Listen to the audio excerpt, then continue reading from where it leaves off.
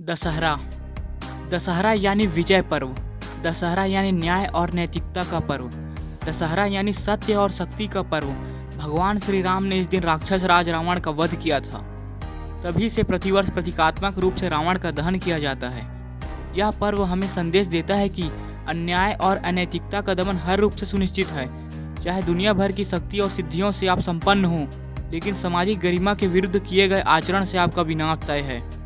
भगवान राम ने अवतार धारण किया था। मानव जीवन के हर सुख दुख को उन्होंने आत्मसार किया था। जब वे ईश्वरीय अवतार होकर जीवन संघर्ष से नहीं बच सके, तो हम सामान्य मनुष्य भला इस विषमताओं से कैसे बच सकते हैं। श्री राम का संपूर्ण जीवन हमें आदर्श और मर्यादा की सीख देता है। हर मनुष्य के जीवन में कष्ट और खुशी आते हैं, लेकिन उनसे निराश होकर जीवन को समाप्त कर लेना समझदारी नहीं है। अपितु जीवन को ईश्वरीय प्रसाद समझकर कृतज्ञ भाव से जीना ही मानव जीवन की सार्थकता है। भारतीय संस्कृति में त्योहारों की रंगीन श्रृंखला गूंथी हुई है। हर त्योहार में जीवन को राह दिखाता संदेश और लोक कथा निहित है।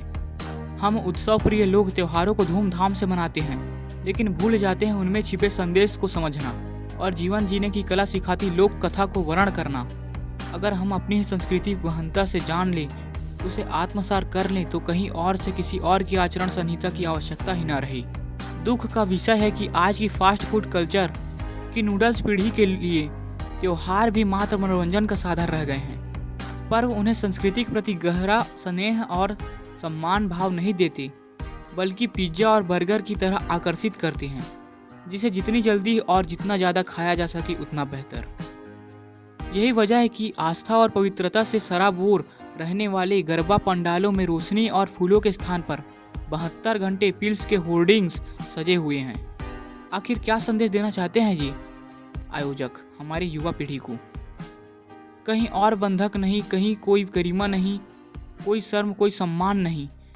गुजरात के आंकड़े गिनना अब पुरानी बात हो गई है। अब यह आंकड़े छोटे शहर से होते हुए गली मोहल्ले तक आ पहुंचे हैं। और विडंबना देखिए कि इन 9 दिनों के बाद आने वाले दशहरे की कथा यह है कि माता सीता ने अपने पवित्र अस्तित्व को रावण जैसे परम शक्तिशाली व्यक्ति से एकमात्र तिनके और दृढ़ चरित्र के माध्यम से बचाए रखा। भगवान राम ने दुराचारी रावण का अंत किया और पुनः सीता को प्राप्त किया। कितना तेज और सती बल होगा उस नारी में, जिसने अपने स्त्रीत्व की रक्षा इतने आत्मविश्वास से की होगी। हम क्या दे रहे हैं आज की अनभिज्ञ पीढ़ी को? हमने रामायण के भव्य धारावाहिक तो टेलीविजन पर परोस दिए, लेकिन उन पावन कथाओं में वर्णित ओजस्वी भाव और संकल्प शक्ति क्यों नहीं पहुंचा पाए उन तक? लगभग हर चैनल पर धार्मिक धारावाहिकों के नकली देवी देवताओं रटे रटाए संवाद बोले दिखाई दे जाते हैं, लेकिन उनके आदर्श आचरण में परिणित कहाँ हो पाते हैं। हम चाहे कितने ही रावण जला लें, लेकिन हर कोने में कुसंस्कार और अमर्यादा के विराट रावण रोज पनप रहे हैं। रोज सीता के देश की कितनी ही सीता नामधारी सरेआम उठा ली जाती है, और संस्कृति के तमाम ठेकेदार रावणों के खेमे में पार्टियां आयोजित करते नजर आते हैं। आज देश में कहाँ जलता है असली रावण? दहेज के लिए या फिर तेजाब से जलती है यहाँ रोज सिर्फ मासूम सीताएं।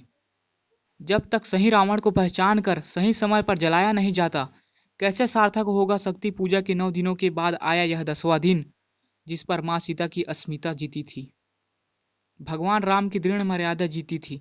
कब जलेंगे इस देश में असली रावण और कब जीतेंगी हर सीता? कब तक जलेंगे रावण के नकली पुतले? कब बंद होगा दहेज और इज्जत के नाम पर कोमल सीताओं का दहन? इस वीडियो में बस इतना ही। इस वीडियो को आप ज़्यादा से ज़्यादा लोग तक शेयर करें, अपने भाई बहन तथा सभी रिश्तेदारों में जरूर शेयर करें, और ऐसे वीडियो देखने चैनल को सब्सक्राइब करना ना भूलें।